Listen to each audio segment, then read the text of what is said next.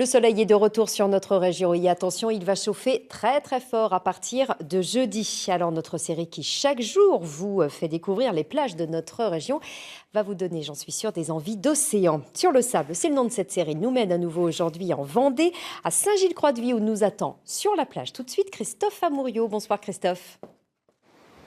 Je suis précisément sur la grande plage de Saint-Gilles-Croix-de-Vie. Vous le voyez autour de moi, des personnes qui profitent de l'océan. Ici, il y a 3 km de sable, de plage face à cet océan. On aperçoit aussi la corniche vendéenne, pas très loin, qui est très représentative de cette grande plage de Saint-Gilles. Nous, on va aller un petit peu plus loin pour notre reportage du jour. On va aller vers le sud, vers la plage du Genêt, une plage plus discrète, entourée d'un joli cordon dunaire. Vous allez le voir tout de suite avec un reportage de Fabienne Evin et Boris Vioche.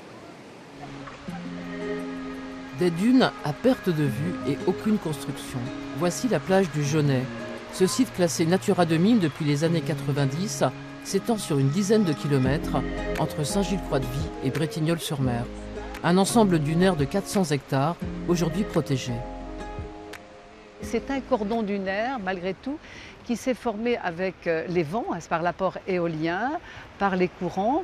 Et c'est un cordon dunaire qui s'est formé vraiment dans cette période post-romaine, au IVe siècle de notre ère, où on a vraiment cet amas de sable qui va contribuer, entre autres, à protéger l'arrière-pays. Ce sont surtout des habitués qui viennent sur cette plage qui se méritent, car il faut marcher plusieurs centaines de mètres dans le sable pour y accéder. Ici, pas de promiscuité, les serviettes de bain ne jouent pas à touche-touche. Je préfère au remblai en fait parce que tous les gens sont un petit peu entassés là-bas. Et moi j'aime bien marcher donc c'est très agréable. Je suis un habitué puisque je viens là depuis 22 ans. Et depuis une dizaine d'années, le chemin a été fermé. Il n'est ouvert maintenant qu'aux vélos et aux piétons. Donc il y a nettement moins de monde à venir. Car sur ces dunes, on y venait même en voiture dans les années 70. Déjà station balnéaire à la belle époque, le tourisme à Saint-Gilles-Croix-de-Vie s'est développé avec les congés payés. Un tourisme de masse, familial. Petit à petit, les campings du cœur de ville ont laissé place aux constructions massives. Une partie de la dune a disparu, remplacée par un remblai de plusieurs centaines de mètres.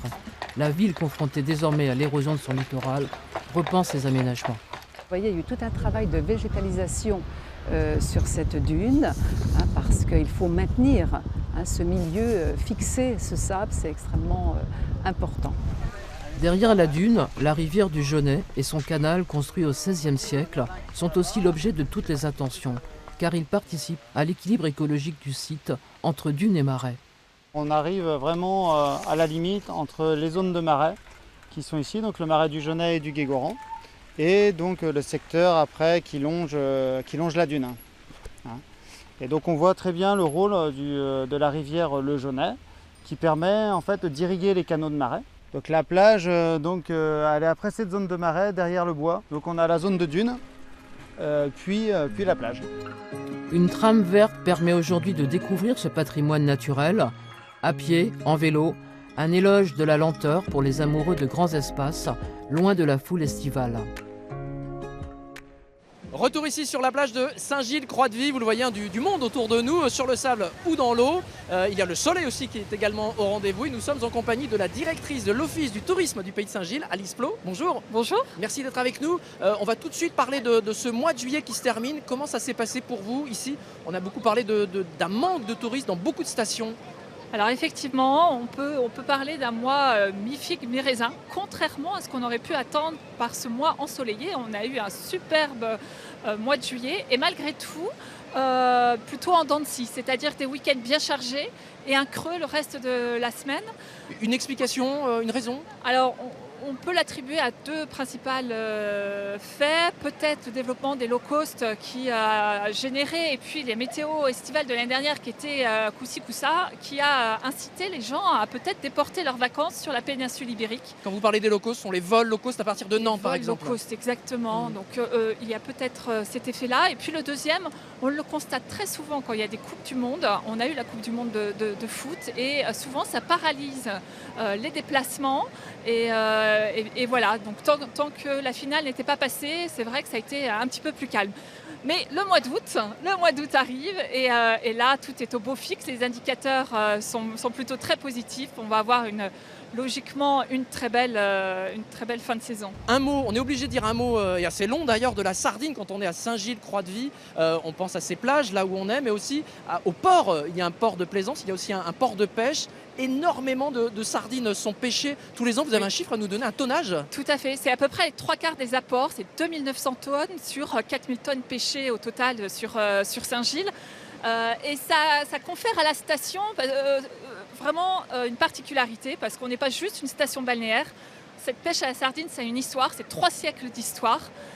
Et cette histoire, on peut la voir d'ailleurs dans un tout nouveau lieu. Vous me disiez que ça vient d'ouvrir. Voilà, tout à fait. Ça s'appelle l'Atelier de la Sardine. Alors, c'est un site touristique qui est proposé par la dernière conserverie qui est encore en place à Saint-Gilles-Croix-de-Vie, qui est la conserverie Gendreau, et qui met en exergue l'univers de la Perle des Dieux. C'est la marque premium de la conserverie. Alors, il y a une partie musée qui retrace l'histoire de la pêche à la sardine, une partie, et de la conserverie, bien sûr. Il y a une partie qui correspond plus à une galerie d'art, qui met en avant des artistes, parce qu'il faut savoir que la Perle des Dieux a un lien très fort avec l'univers de l'art, puisqu'elle habille à chaque fois ces boîtes millésimées de peinture. Très bien, merci beaucoup. Voilà peut-être des idées de balade si vous êtes sur cette côte vendéenne à partir de ce soir ou dans les jours à venir. On vous a peut-être donné envie de vous mettre comme nous les pieds dans l'eau. Donc il fait beau, la mer est plutôt bonne.